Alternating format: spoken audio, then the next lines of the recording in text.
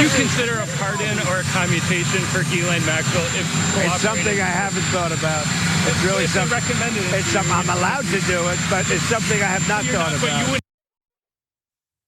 Well, as the Epstein drama continues to unfold, Americans are wondering whether President Donald Trump is serious about potentially pardoning a convicted pedophile groomer, Ghislaine Maxwell. Now, Maxwell has been urging the Supreme Court to overturn her conviction. And I don't think the Supreme Court should do that either. And now she's making an insane number of demands in exchange for her testimony before the House Oversight Committee on the Epstein files, which members of Trump's administration promised they would release and then reneged on that promise. So her demands include a grant of formal immunity. The interview cannot happen at the correctional facility where she's serving her sentence. She's also demanding to prepare adequately for any congressional deposition and to ensure accuracy and fairness. We would require the committee's questions in advance. Surprise questioning would be both inappropriate and unproductive. Who the hell are you, bitch? Okay, there's more. The interview would be scheduled only after the resolution of her Supreme Court petition and her forthcoming habeas corpus petition.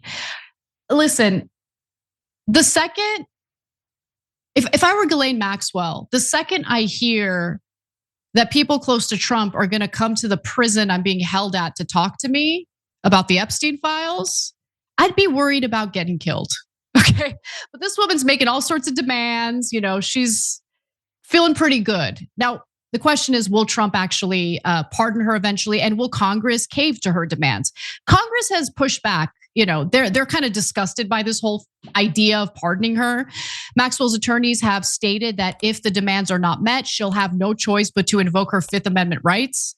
But now there's a twist to the story because according to Trump biographer Michael Wolff, the White House is seriously on edge because they think Maxwell might have dirt on Trump. Now, look, I don't know what kind of evidence Michael Wolff has to push this theory, but he is pushing this theory. And he even says that Maxwell's family leaked Epstein's birthday book to the Wall Street Journal. At least Trump thinks that that's what happened. In fact, why don't I not put words in Michael Wolff's mouth? Why don't you hear it for yourselves? In the White House, they believe that the story in the Wall Street Journal about the birthday greeting that Donald Trump, the salacious birthday greeting that Donald Trump sent Jeffrey Epstein in 2003 on the occasion of his 50th birthday was a leak from the Maxwell family. And in the White House, they regarded this as, quote, a shot across the bow.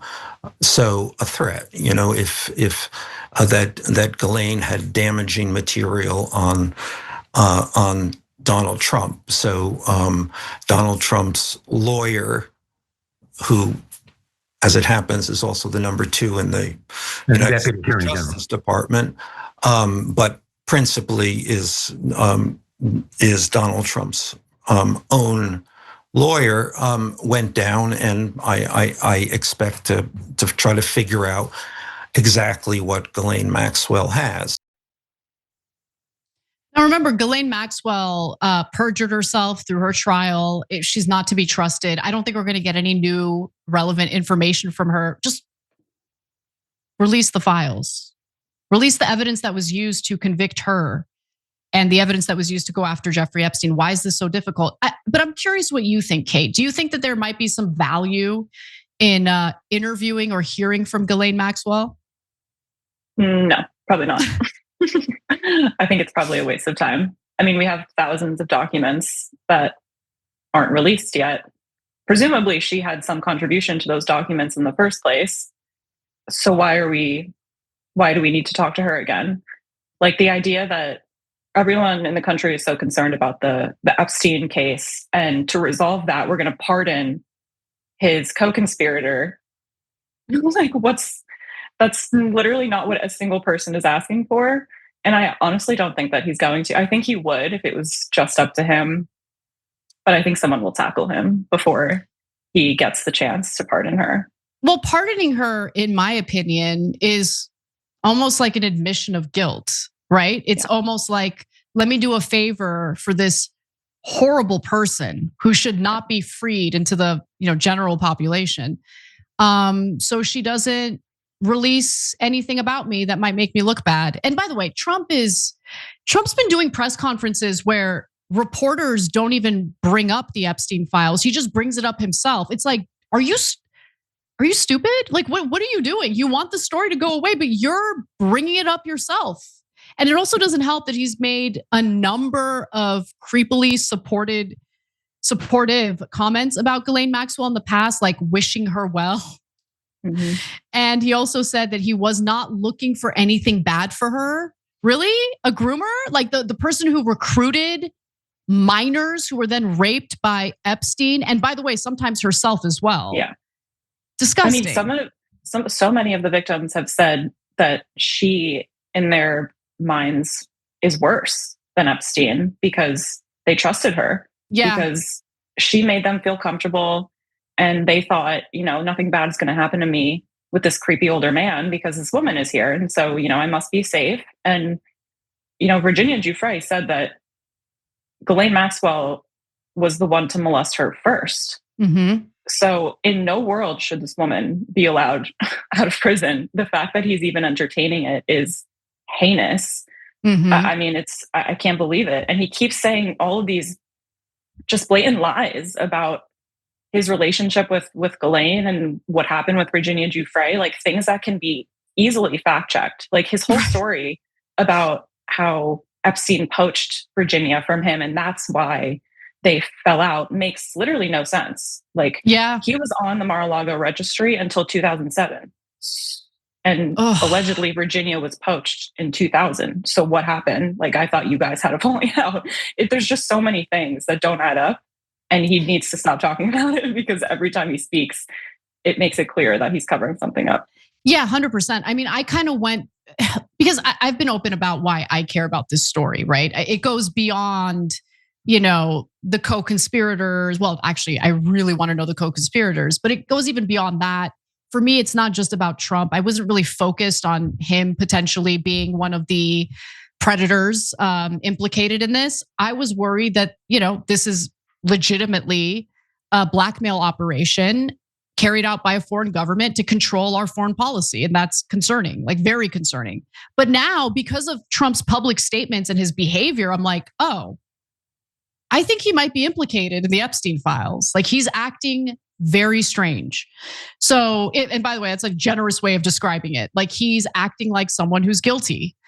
So, look, if he does decide to pardon Ghislaine Maxwell and go down this path, it could really hurt him politically because most Americans are not about it. They are not in favor of pardoning Ghislaine Maxwell. According to a new poll from The Economist and YouGov, a majority of Americans do not want Trump to pardon Maxwell, and that includes 64% of all US citizens. What's up with the ones who want to pardon her? What's going on? Are you implicated? Okay.